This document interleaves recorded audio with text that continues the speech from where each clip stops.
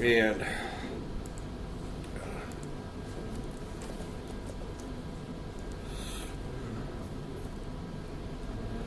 SAR ADC right there. Not connected to the internet. Okay, let me talk a little bit about analog to digital converters, and I just want to kind of make sure that this is covered. And I'm not going to tell you point blank it's going to be on the final exam, but as I went through my introduction, I said what I was doing last night as I was writing your final exam, and there's some topics that I wanted to make sure were covered before we got to the final exam, because toward the end of the semester, I do want to give you a project to work on, so I want to make sure I cover everything. This is not going to be on the midterm, though, up there. But as we look at an analog to digital converter, the most common type is SAR. It's called successive approximation. That there, and if we were to, and let me see if I can get the internet here and bring up a website here to, okay, where's our internet? Right there. Usually we see IUM all the way here, but I don't see VMI here. Okay, someone's phone is on, right? That there. Well, it looks like I'm turning my phone on too as well, so since I don't get it internet otherwise. Right there. Right there. So, what did we do before the days of hotspots? Right there. Right there.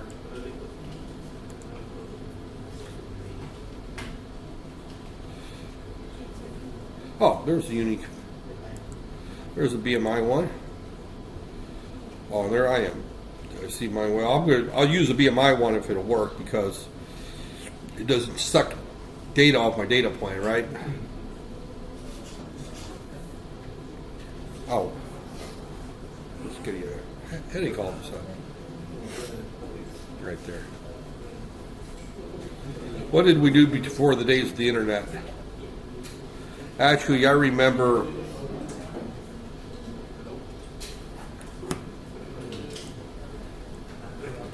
well, it looks like I'm using mine.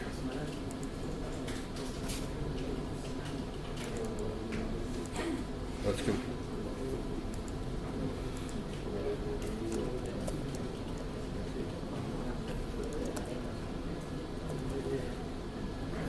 Okay. And I should have bookmarked it right here. Okay. This looks like, I think this is the website I was at yesterday that I was looking at. And I actually was going to steal from this website and put together some slides from that there. Okay. Excessive approximation register analog digital converters represent the majority of ADCs, or medium to high resolution ADCs. Now, our ADC on the Silicon Labs board, if we were to look at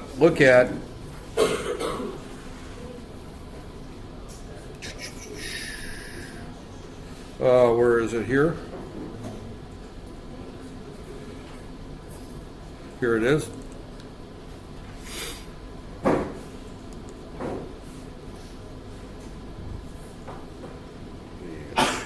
Right here.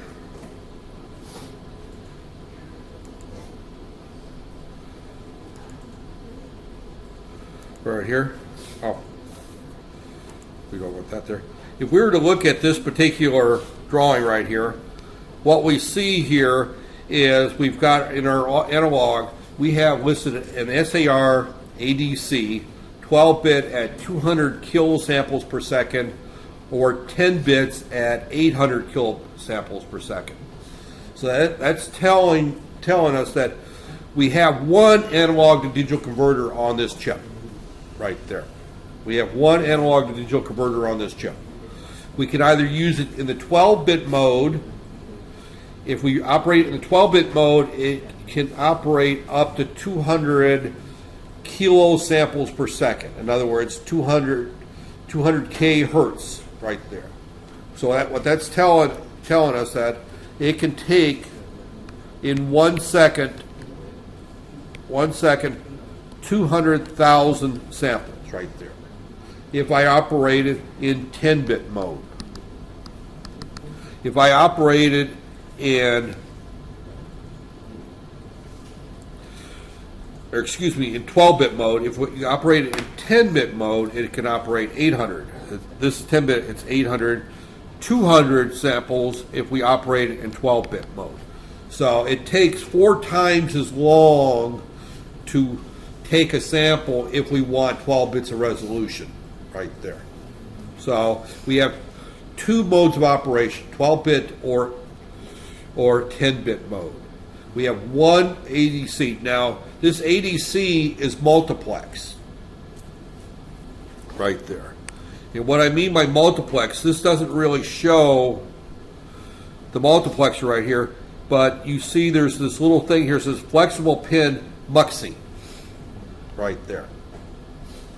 If we were to look at this in more detail, and I'll tell you right off the bat that there's a question that's going to say the 8051 F850 only has 1 analog digital converter. How is it possible to take up to 8 analog input readings there? And the secret to that is using the muxing right there.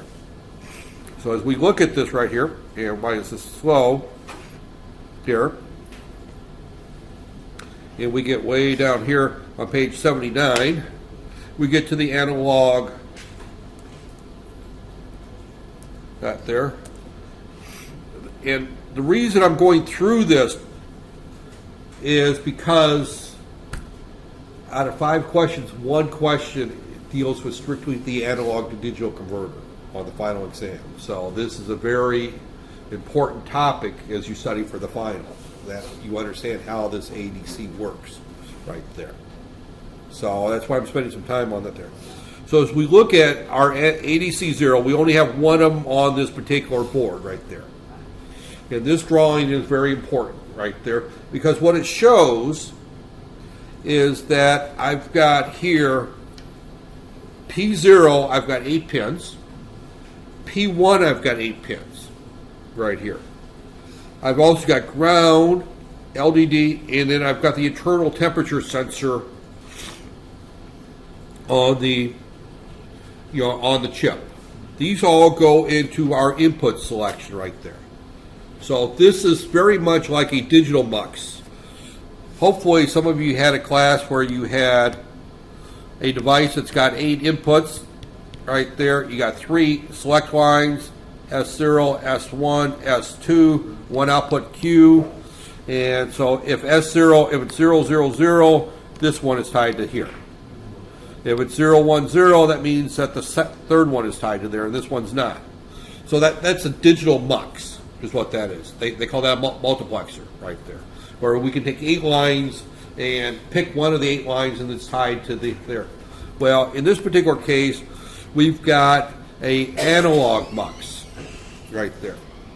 So this analog mux means that we can select one of these many different inputs to look at going into our analog to digital converter right there. We also have, going into this, a amplifier. We can have a gain of 0.5 or 1 and a couple other options that there, so that we can amplify our input signal. Now, in a minute we're going to talk about resolution of analog to digital converters and signal conditioning up there. So now we've got on the other side of this right here, we have another mux right here that allows us to select what our reference voltage is for our analog to digital converter right there. So we can have an internal reference voltage that we generate. We can use VDD, which is the 3.5 volts going to the chip. In other words, we can use VDD, if you probably have seen as VCC more often than VDD. It's VDD is voltage drain to drain, VCC is collector to collector. So if you're talking TTL parts, it's usually VCC. If you're talking CMOS, they call it VDD. But it's your supply voltage.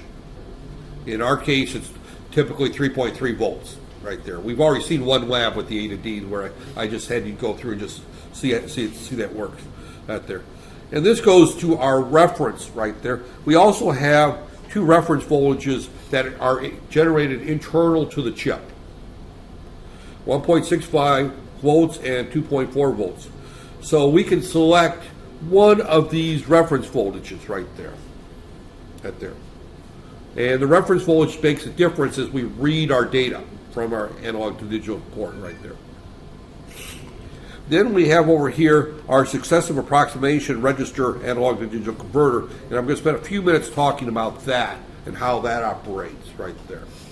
So I said I didn't prepare a lot of slides, but this is a subject I've taught multiple times, so it's fairly fine out there.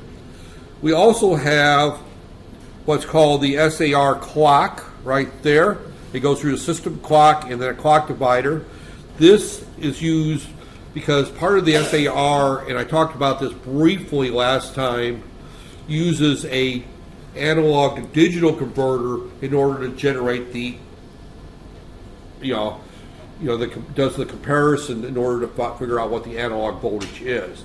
So when we do successive approximation, it just keeps increasing out there.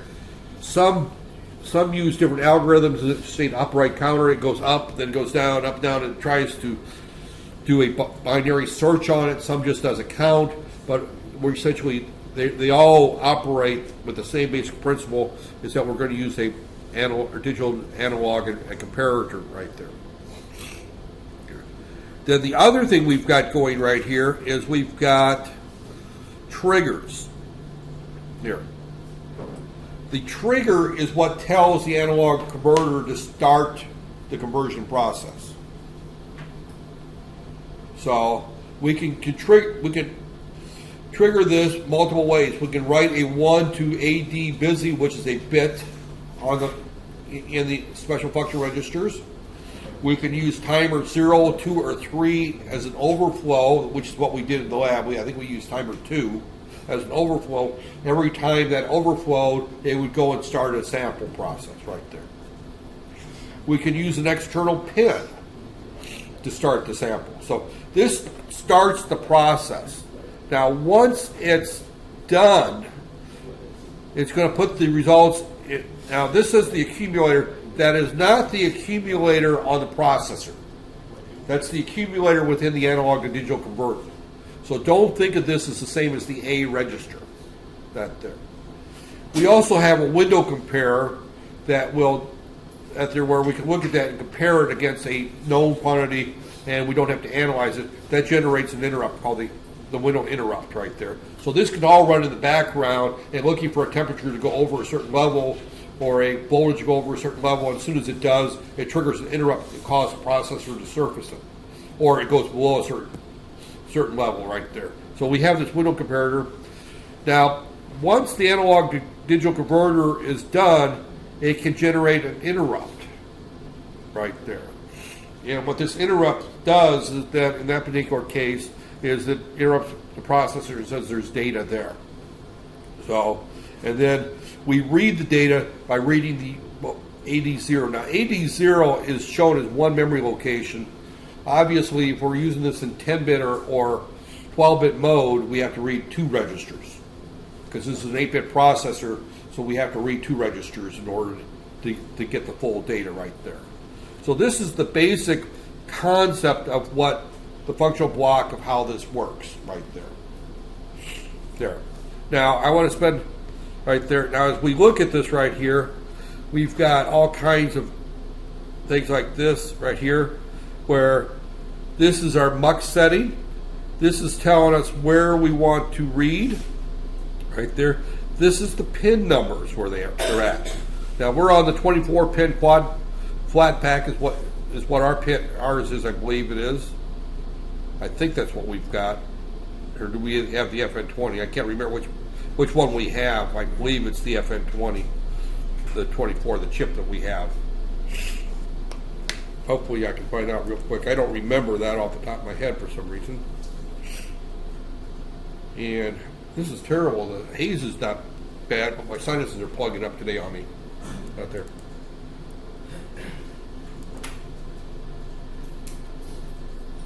as we look at this right here. Unfortunately, this doesn't tell me it's the quad flat pack. It's the 24. This is the 24 pin quad flat pack. Wait, this is the board we're using, right? Yeah, this is the board we're using.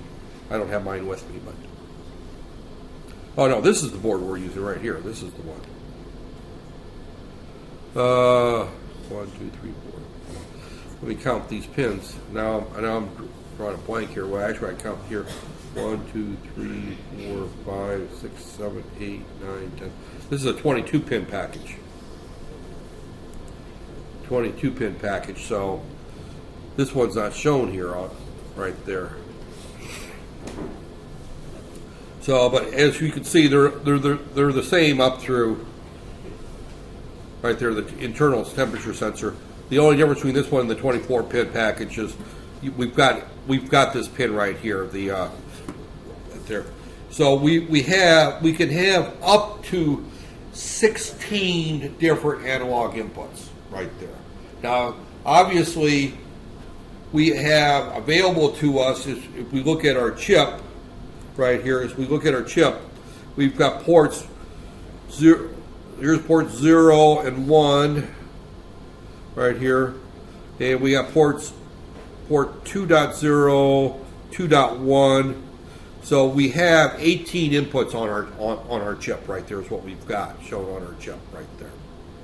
So we've got 18 inputs on our particular chip, 16 of which can be analog right there. So ports 2.0, 2.1 cannot be used for analog ports. So we can have up to 16 analog inputs right there. And by writing to the ADC0 MUX, that's a register and a special that you just put the code in there, ADC0MX equals 6, it's going to read port 0.6. And it's going to treat that, assuming we set that up as an analog right there. So this there, we have the internal temperature sensor. If we could go back and redo that lab and just change the MUX and change that to where we're looking at location, that looks like it's 40 hex right there. That reads the internal temperature sensor right there. There, we can also look at the LDO output, which we're not too concerned about that too much. And we can also look at our DC supply pin or ground supply pin and no connection there. So this is how we select which of the pins we're going to use, is we write to this register ADC0 MUX. Right there. Right there. The ADC operation, again, I mentioned it before, there's 3 ways of starting a conversion. Here they are. We write a 1 to the ADC busy bit of the register ADC control 0 right there. That is a control register, and we just say ADC busy equals 1 right there. That will start a conversion right there. The timer overflow, we can use timers, 0, 2, and 3 up there. Or we can have an external pin there set up. CV as convert start is what that stands for. Convert start. We write a 1 to that there on a rising edge. It will start the conversion right there. Writing a 1 on demand right there. Tracking modes proceed up there. Right there. So I'm not going to get into the tracking mode too much. That there. Well, all that basically means is that you can have this thing tracking so that when you start the conversion, it speeds it up a little bit right there. It doesn't improve your 200 to 800 kilosamples per second right there, because if you're sampling as fast as you're sampling, the tracking doesn't have time to do any tracking first right there. So again, what we have here is this happens to be the start conversion. It goes low, and then when it goes high again, it starts the conversion. Here it's doing a little bit of tracking ahead of time in order to get ready. This is the number of clocks it takes for it to happen right there. So in this particular case, it shows that 14 clock cycles before it reaches before it's done right there. This is the ADC signal for an internal trigger source. We write a 1 to it.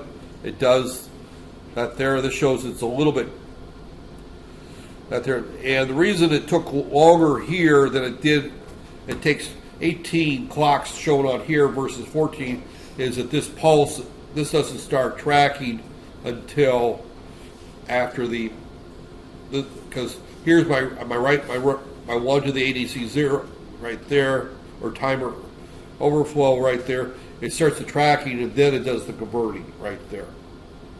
So right there, the burst mode, I won't get too much. Convert start, system clock at their power up track, power down. This is just a little bit of timing right there. This is the settling time. I'm not going to worry too much about that right there. So the gain settings right there. Value C sample mux select right there.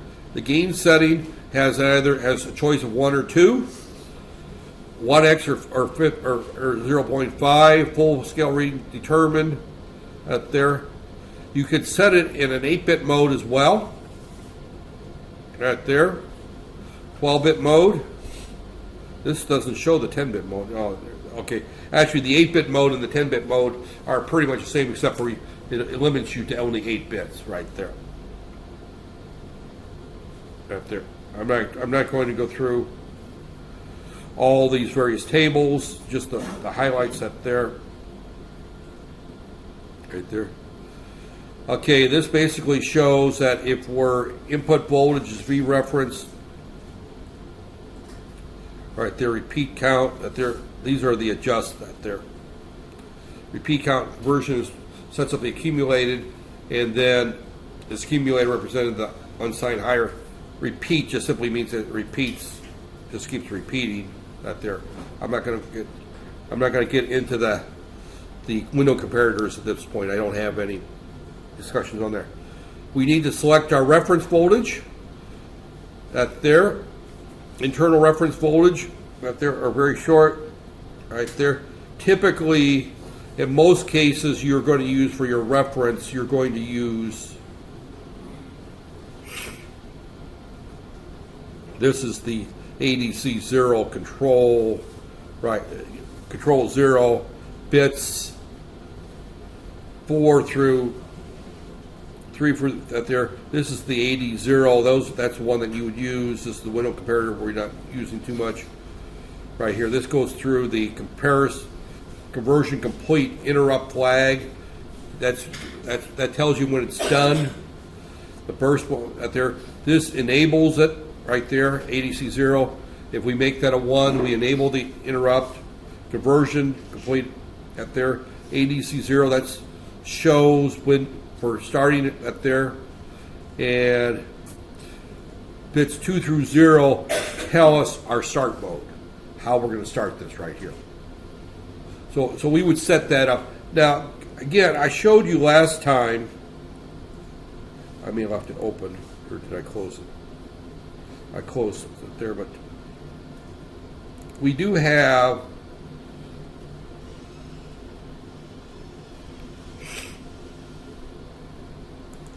this configuration wizard that helps us to a large extent set this up right there. And when we look at our peripherals, where's our ADC right there? We only have one ADC to look at right there. We can enable it. Now, actually, our chip only shows 8-bit, that's like an 8-bit or 12-bit mode right there. So I've got a suspicion that if we look at ours, it's probably an 8-bit or 12-bit mode right there. Since I did not look at our exact part number on that list that there. Remember, we're using one of the smallest chips, so it's got limited that there. So we can set this in 8-bit mode. Enable delay tracking mode. That's where it does the tracking. We can enable the burst mode where it just goes and grabs a bunch of data that's there. Burst mode power up. We can tell it to do 4 conversions that there. Normally that there.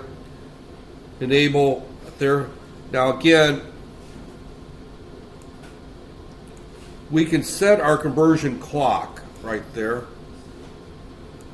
And this is basically, we have to use, we can set up our internal clock, and I know this is not ours because, again, I picked a chip at random. We would tell it, use the internal high speed frequency that there, or we can use an external oscillator and we give it the frequency, or we can use the internal at there. So we have 3 clocks to talk about. We will talk about clock selection right there. We can change our clock divide by. This sets up the clock for our ADC for doing our counter that does changes our input to our digital to analog converter right there. So we need a clock for that right there. So we select which clock we want. Right there. Obviously, the faster the clock, the faster it will collect the sample. If you set the thing too slow a clock, it'll take a while. But we could sample it at a very high frequency right there. But notice that when I went to system clock divide by 1, it changed the internal clock to a slower clock right there. Divide by 2, divide by 4. Actually, no, this is actually 300. Okay, our system clock is 24.5 megahertz, so it's the right system clock, 24.5. I was looking at this clock speed right here, right there. So if we tell it divide by 2, divide by 4, divide by 16, we can tell it what clock we want to use. It doesn't really matter which clock you use. That there, right there. And we could tell it that we want to operate this thing at 500. That there. And it says that we can't do that with that particular system clock. It can't divide down to 500. Right there. So, that there. Enable the accumulator when burst mode is disabled. That there. We can set up our interrupt where we enable the conversion complete interrupt right there. We can tell it what input we want this to be right there. So if we want to put this on pin 0.2, we change that to there. Now we also have to change pins, was it 0.2? We also have to change that to an analog right there.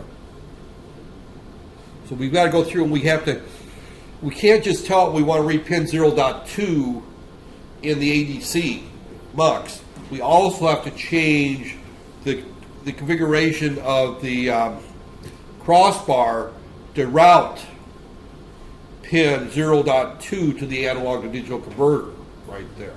So there's 2 steps to picking that there. And I should point that out that you have to do, if you're going to do an analog to digital converter, you have to use 2 steps right there. As I recall, hopefully,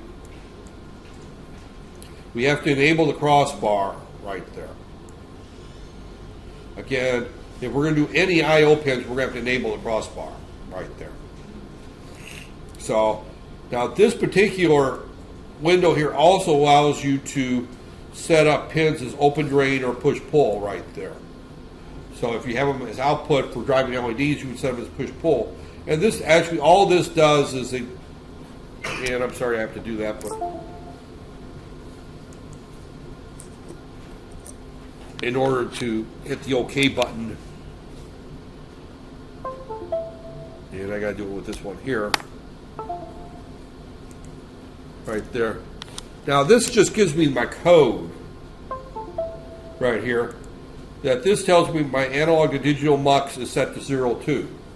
You know, and that's where I pick which input's going to go to that there. This is where we set up our clock. In those things right there. So this is where we set up our pin 0 out mode right there. And pin 0 out mode, remember I set pins 0 and 1 to push pull. That's if it's a 1 there in that register output, it means it's going to be a push pull. If it's a 0, it's a open drain. Do that there. the PO0 mod out only covers output pins that are digital. If those pins are being used as input, it ignores this register. This P mode 0 mod in, that one sets up that there, and if I look at 0B, we would see that that would show pin 0 dot there as an analog input right there. This enabled, right there, enabled the input, that there, right there. So, but this actually helps you come up with the commands that you would need. Otherwise, you got to go through and figure them out from that there. But going back to my supply right here, right there, this is what is those registers that we're setting up. ADC0 control and register right there. Going back to right there, ADC080 right there, and that means that I've enabled all. The only thing I've done is that I've enabled it. The start of conversion I did not set up yet. It's still set to right here 1 to ADC0. If I go back to this here, peripherals ADC, and no, serial peripheral interface, right there, peripherals ADC, right there, configure, right there, configure IO. This sets up my gain. Where is my start conversion? All right, here, right here is where overflow on timer 3. See, or timer 2, right there. If I put a 1 there,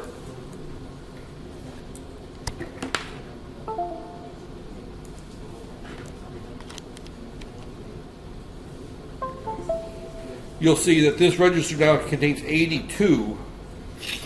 82, if I go back to this right here, 82 means that I'm going to start an ADC conversion initiated on timer 2. So this program, configuration wizard, actually what it does is it fills in the register, it allows you to set up these I/O ports however you want, and it just figures out what these control registers need to be. It doesn't do anything magical for you that you can't do without going through the manual and figuring it out on your own. That there. So obviously on the final exam, I'm not going to give you the access to the program, but I'm also not going to make you come up with these control words. But you need to know how it's done out there. So as we go back and we look at some of these others, I'm not going to go through all of these, but out there. This is the SAR clock divider. Remember, you can set that there. 8-bit mode, it can either ADC0 operates in 10-bit or 12-bit mode. ADC0 operates in 8-bit mode. So that there. So actually, it does have an 8-bit mode or 12-bit mode or 10-bit mode. That there, this particular way it's shown right here. Right there.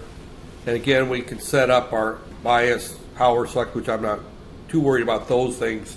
Normally I just take the default on all that stuff. I don't worry about that. That there. 12-bit sampling controls samples right there. Right there. If it's in burst mode tracking, I don't use burst mode very often. Because typically, to be honest, for most microcontroller applications, we sample very, very slowly. If we sample at once a second, that's probably more than adequate for most control applications. Right there.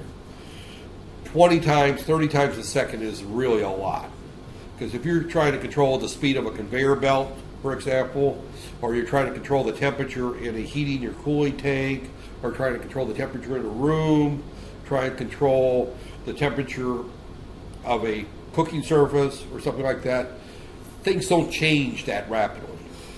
The only time you get into really needing 100 samples per second, or something like that, is when you're doing some type of digital signal processing.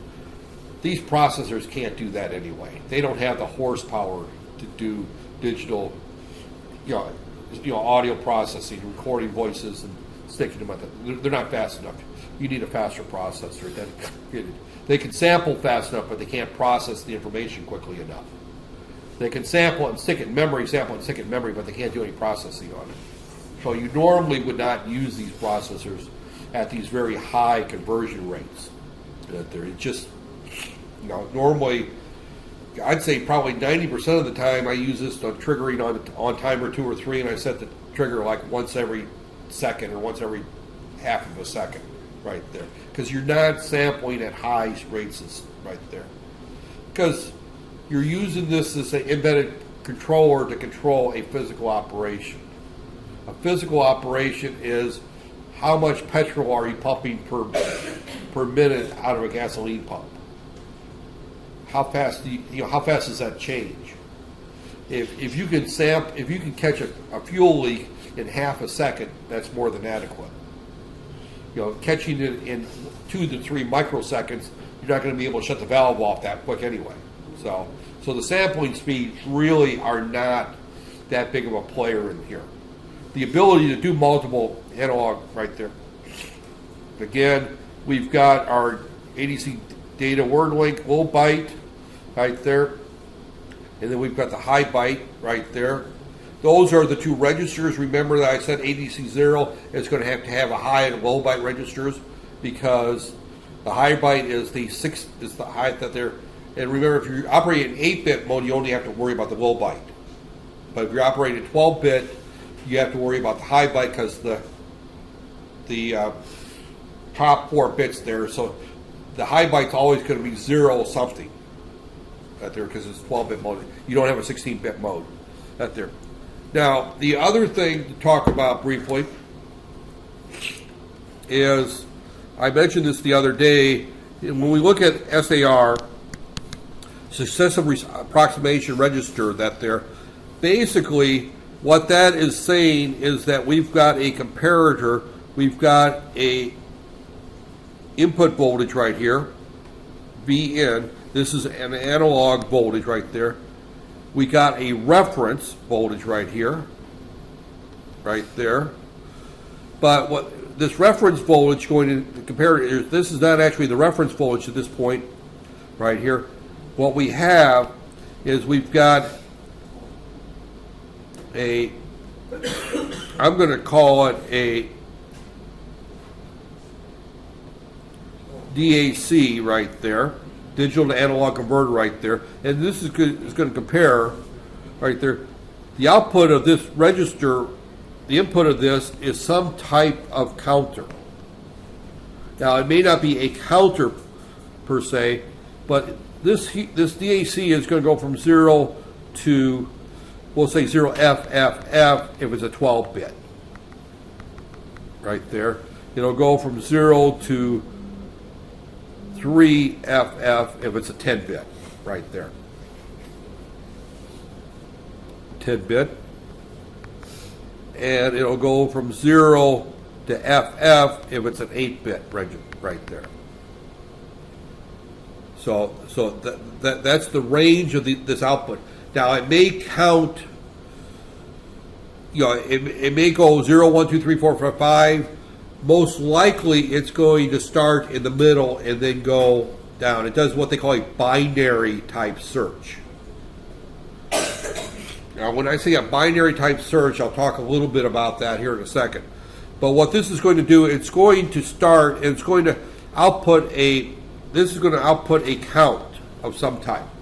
How it comes about the count, I'll talk about it in a minute here. But it's going to it's going to be 0 to FFFF there, or 0 to 3FFF, or 0 to FF, that's there. And when this triggers right here, it's going to stop right there.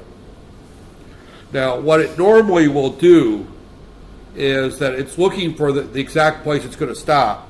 So if it's going to go from 0 to FF, which is 0 to 255, right? Right there. It's actually going to start at 128, right there, in the middle. And then it's going to see whether it's high or low. All right, it's too high, so then it's going to go to 64. It's still now it's too low. So now it's going to go to, at 32, so it's going to go to 96. Then it's going to go, and it's going to keep narrowing down. So it's going to start in the middle, then it's going to go here, then it's going to go here, then it's going to go here, until it finds the exact spot. Right there. And they call that a binary type search. There, it doesn't go 0 to the top because that takes longer. That's going to, if you study algorithms, that's going to take an average of 128 tries before it gets to the right place. If you go this way, it's going to take an average of about 12 tries before it gets to where it triggers. That there. So, because what it'll do is it'll go till it triggers, and then it's going to go down to half, and then if it still triggers, it's going to go down another half until it stops triggering, and then it's going to narrow right down to the right count. So the whole idea is, I got between $0 and $20 in my pocket. You got 5 guesses to get the right one. So I got between 0, or we'll say between 1 and 20 RM in my pocket. We won't use dollars since we're not there. So, one person may say, you got $2, you got $3. That's probably not the most efficient way of doing it. The first question is, I've got 10. Let's say, for example, we've got 12 is the right answer. I've got 10. You're too low. So I'm going to say 15. All right, you're too high. Then I'm going to go to 13 or 12. So if I go 13, you're too high. So then I'm going to go to 12 right there. So I can get it in about 4 tries right there on average. Right there. If I've got, guessing between 0 and 20, 4 tries will get you to the right answer. If you do this divide and conquer type approach out there. So here we're going to start at 255, and then we're going to go 128. We'll assume the right answer is, we'll say 197 right there. How many tries does it take? Well, between 256 and 128, I'm going to go halfway in between, so that's like 192, I think. I don't know. I can't breathe here. I'm sorry that they're 255 minus 128 equals divide by 2 plus 128. Yeah, 192. I was right.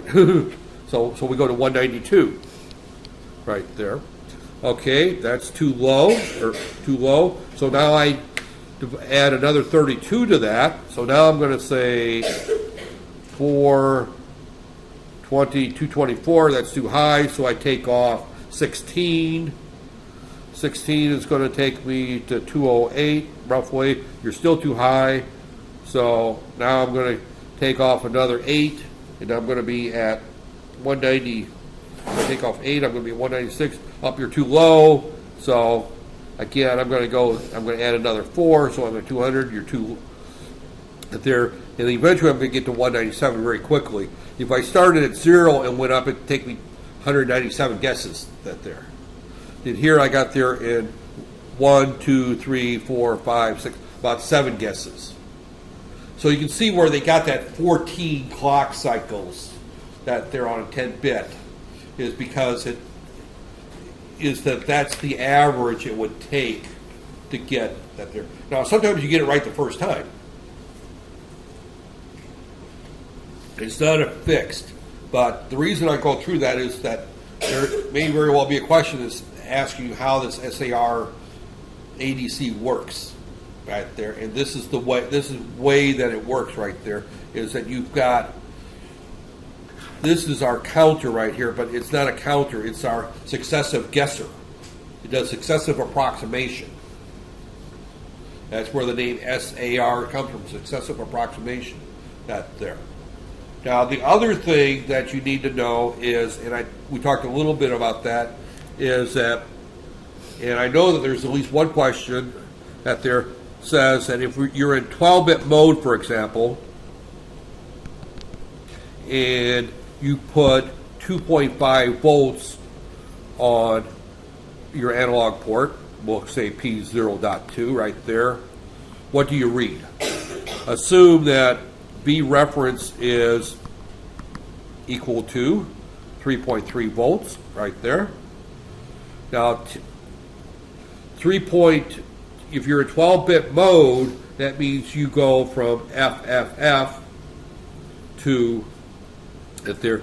The easiest way to solve this problem is to take 2.5 volts divided by 3.3 volts times FFF right there. Now, unfortunately, we don't have calculators that does multiplication and division right there, so typically you would convert this to enter base 10 and then use your calculator. So in this particular case, I would put this in programmer mode. Hex FFF is 4095. That there. So that there. So scientific. So 2.5 divided by 3.3 times 4095 equals 30. That there. So you forget that there. So 3132. What was that? 3102. Programmer 3102. 3102. And so you're going to read C1E is what you're going to read. So ADC0 high would be C, 0C, and AD0 low will be 1E right there. Is what you would expect to read right there. So the formula right there. So the other side of the question would be, what if you were to read a particular voltage right there? So if I read 2 volts right there, ADC 0 high equals what? ADC 0 low equals what right there? Again, making the same assumption that V references 3.3 volts right there. You're going to read 2 volts over 3.3 volts right there. Same type of problem actually that we came from out there. Actually, I wanted to go the other way around that there, but we'll go ahead and finish right there.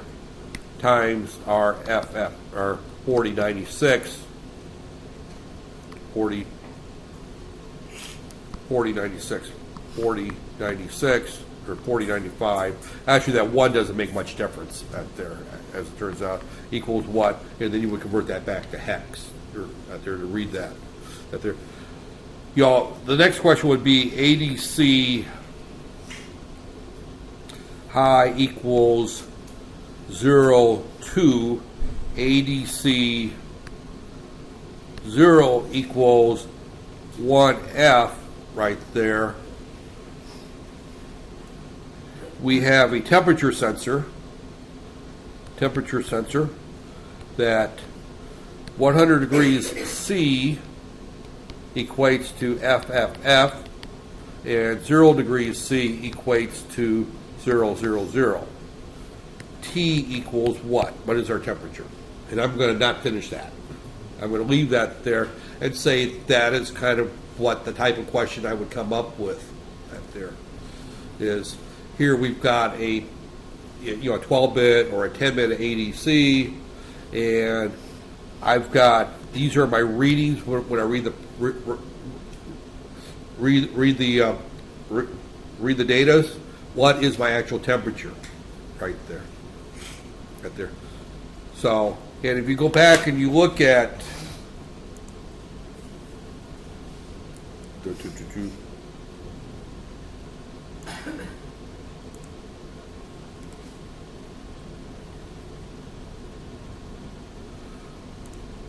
you look at this program here that we did the other day, you see that we've got that type of, in this particular case, right here,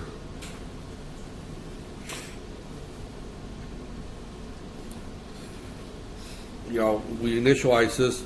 We set this into 10-bit mode right there, gain of 1, 12-bit mode disabled, low power disabled, that there.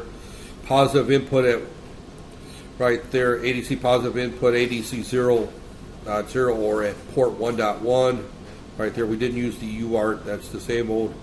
Our interrupt service routine, we did the accumulator plus equals. This does our multiplication right there, because this particular one right here actually did 10, 20, 20, 48, and then averaged it out right there. We don't have to necessarily do that there. But notice that this particular one here is, we're just reading ADC 0. ADC 0 is actually already defined as the high and low order bits right there. So the accumulator in this particular case is a long, which is a 16-bit number right there, and we're actually it's up there, and we're reading. We set it equal to 0 when this is initially called right there. And what this basically does is it calculates the result and the measurement. This actually does the measurement. You would modify this line of code to determine what the temperature is. This just simply converts it to voltage in this particular case, but you would modify that line of code to come up with what the temperature is right there. So in this particular case, you would take the result, whatever that result is, instead of multiplying by 3300 and divide it by 1024. The divide by 1024 actually comes from the fact that we're in 10-bit mode right there. If it's 12-bit mode, it would be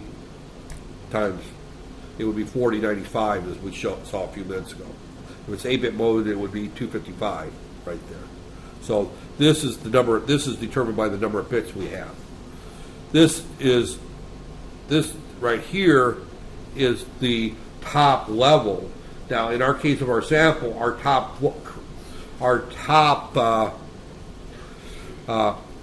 voltage, or excuse me, our top temperature is 100 right now. So we would multiply this by, we don't want a voltage, we want to come up with a ratio where in our ratio would basically mean that FFF, where 4096 is equal to 100 and 0 is equal to 0. So we would take our reading, whatever our reading is, times 100 divided by 4096 right there. That would give us what our temperature is right there, essentially. You just apply basic algebra. So, okay. That is my discussion on analog to digital converters. We'll come back and do another lab on that in a little bit more detail. That there. So, that there. So, the first one was just to see that it works. That there. As I said, I didn't really plan a lecture for today, other than I knew that I wanted to talk about this, get this topic covered, because, and I still talked almost an hour after my rant.